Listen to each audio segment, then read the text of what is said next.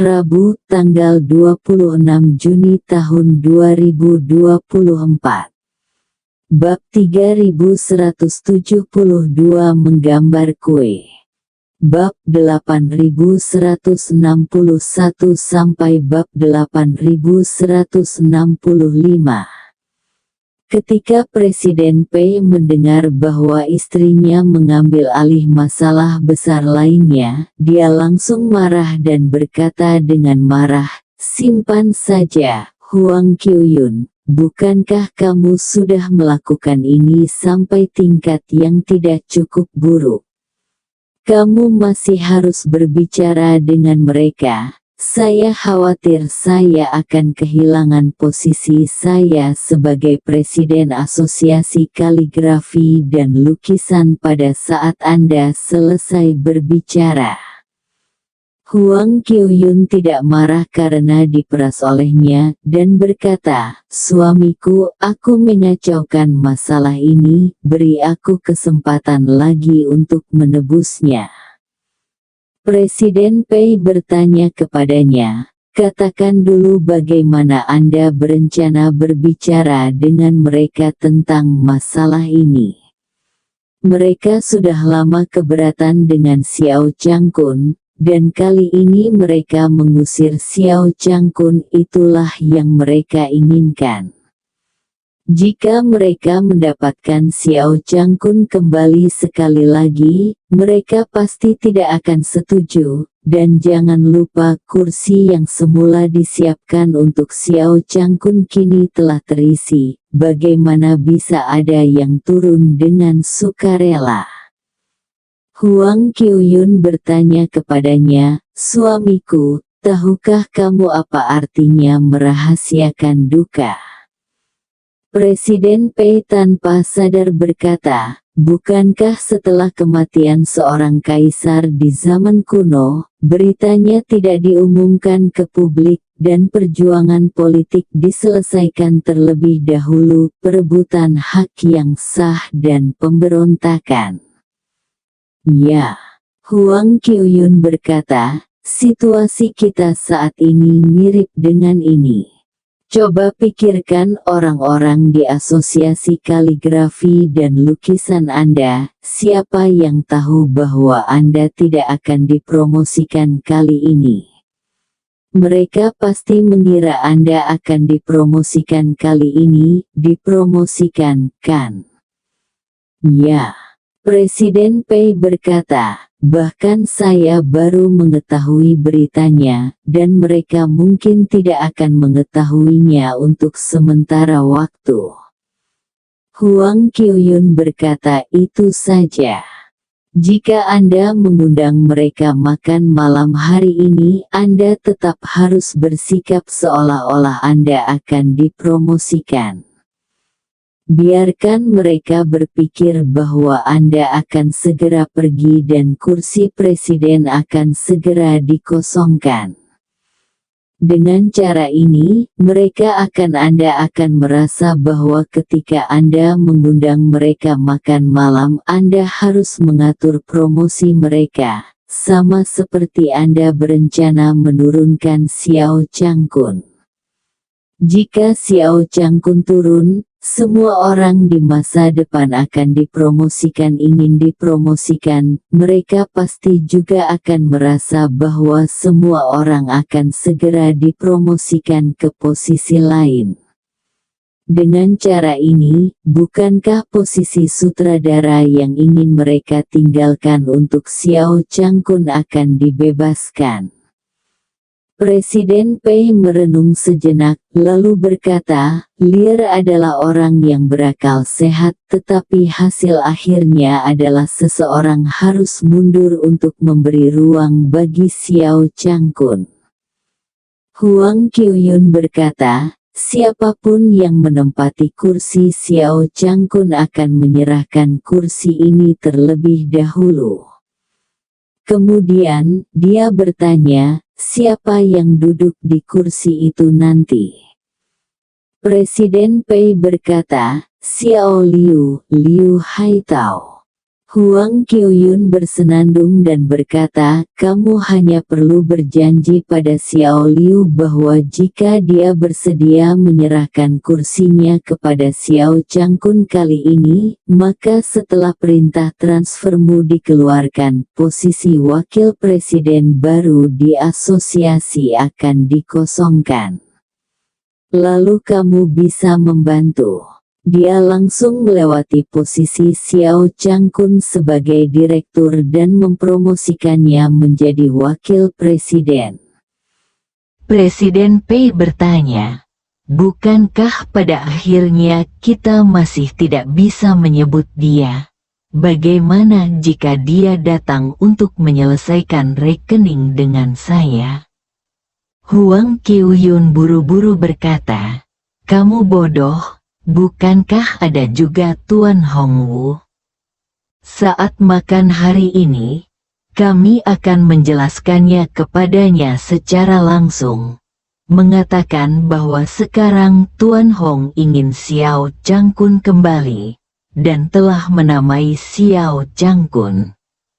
Untuk menyelesaikan posisi yang menjanjikan, dari sudut pandang yang komprehensif, biarkan Xiao Liu berkorban terlebih dahulu, lalu berikan pengorbanan ini pada wakil presiden lainnya, beritahu mereka bahwa Xiao Liu berkorban untuk semua orang kali ini, semua orang berhutang pada Xiao Liu tolong. Dan ketika Xiao Liu menyadari bahwa kamu tidak akan dipromosikan untuk sementara waktu, dia tidak akan menyimpan dendam kepadamu.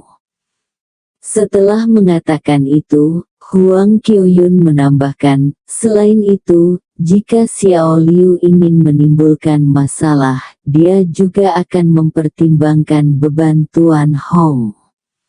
Pada saat itu, Tuan Hong akan berada di satu sisi, dan Anda serta beberapa deputi lainnya di sisi lainnya. Presiden, apakah menurut Anda dia berani menyinggung begitu banyak orang pada saat yang sama?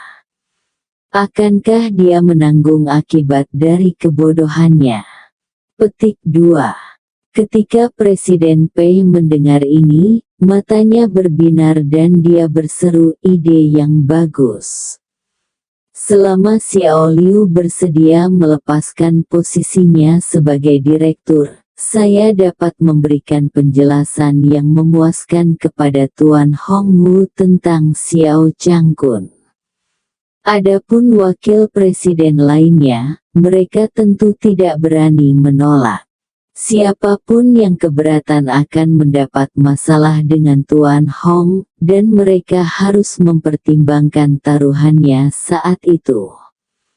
Huang Qiuyun berkata, jika menurut Anda metode ini dapat dilakukan, segera beritahu mereka untuk makan malam bersama malam ini. Saya akan memesan kamar hotel sekarang dan mengirimkan alamatnya nanti. Presiden Pei berkata tanpa ragu-ragu, oke, lakukan saja apa yang Anda katakan, selesaikan ini dulu, lalu bicara. Saat Presiden Pei secara aktif mempersiapkan makan malam, Ye Chen, Xiao Changkun, dan Malan menemukan sebuah restoran di dekat Thomson Yipin dan duduk. Xiao Churan harus bekerja lembur di Emgrand Group untuk rapat di malam hari.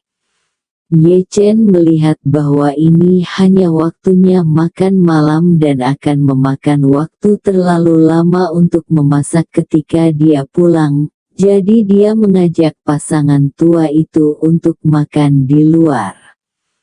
Setelah duduk di hotel, Xiao Changkun menghela nafas dan bergumam, aku tidak ingin keluar lagi. Perjalanan ke Dubai ini telah menghabiskan hampir separuh hidupku. Malan mengeluh kepadanya di samping, jika kamu tidak mengacau sendiri, kamu tidak akan seperti ini. Puluhan juta barang telah diberikan kepada orang lain. Aku tidak tega memikirkannya. Sekarang, Hei, Xiao Changkun melambaikan tangannya. Berhenti menyebutkannya dan biarkan aku hidup 2 tahun lagi. Setelah mengatakan itu, dia teringat sesuatu, memandang Ye Chen, dan bertanya kepadanya, menantu yang baik, menurut Anda apakah Tuan Hongwu dapat membantu saya kembali ke Asosiasi Lukisan dan Kaligrafi? Ye Chen tersenyum dan berkata, hal seperti itu seharusnya tidak menjadi masalah besar baginya. Xiao Changkun mengangguk dan berkata, saya akan puas jika saya dapat kembali ke Asosiasi Lukisan dan Kaligrafi. Jika saya tidak dapat kembali, masih belum diketahui apa yang akan saya lakukan di masa depan.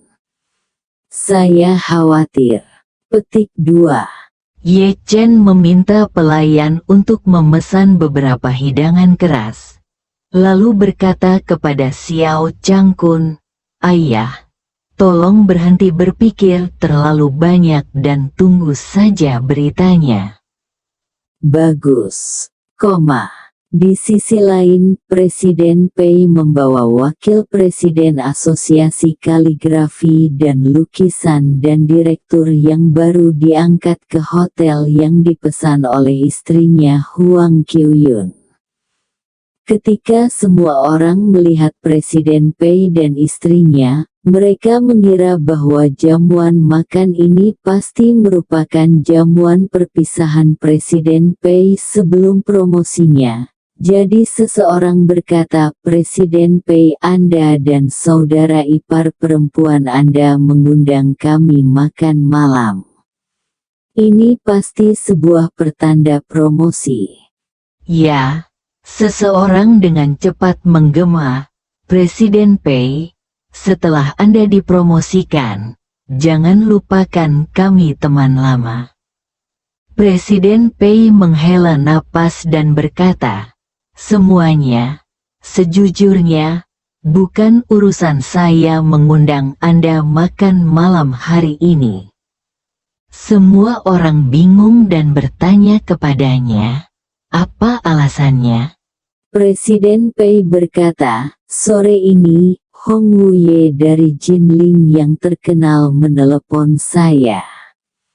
Dia ingin Xiao Changkun kembali ke Asosiasi Kaligrafi dan Lukisan kami dan meminta saya melakukan ini secepat mungkin. Ketika semua orang mendengar bahwa Xiao Changkun diminta untuk kembali, semua orang sedikit enggan. Salah satu dari mereka berkata, Presiden Pei, Xiao Changkun tidak pandai berbisnis dan karakternya tidak baik. Kami akhirnya mengusirnya. Sekarang tidak ada yang bisa kami lakukan untuk mendapatkannya kembali. Yang lain mengangguk mendukung. Mereka tidak hanya membenci Xiao Changkun, tetapi mereka juga tidak ingin Xiao Changkun mengancam posisi mereka saat ini ketika dia kembali. Presiden Pei berkata tanpa daya, begini, metode Hong Wuye tidak ada bandingannya di Jinling. Jika kita tidak menganggapnya serius ketika dia datang untuk berbicara mewakili Xiao Changkun, maka dia pasti akan melakukannya sendiri. Siapa yang akan kita temui? Waktu itu, bisakah kamu menahan tekanan ini? Semua orang saling memandang sejenak. Kekuatan Hong Wuye memang luar biasa.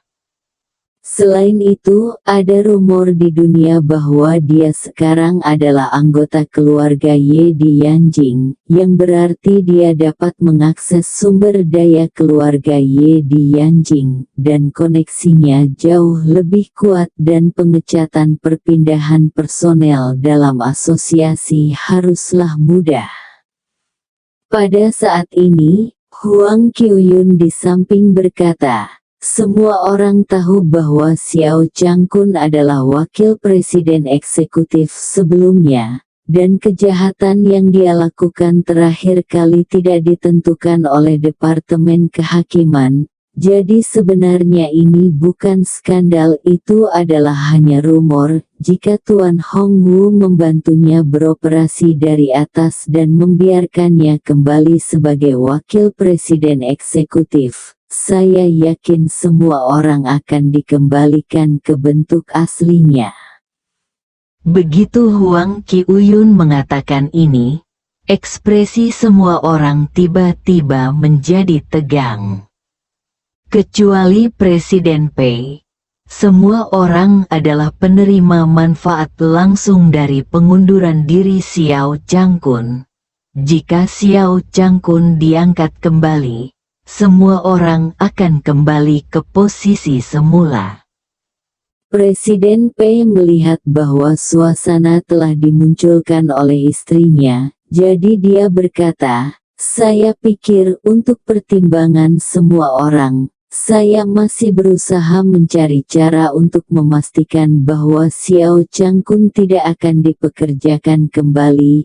Jadi ide saya saat ini adalah mencari direktur untuknya terlebih dahulu.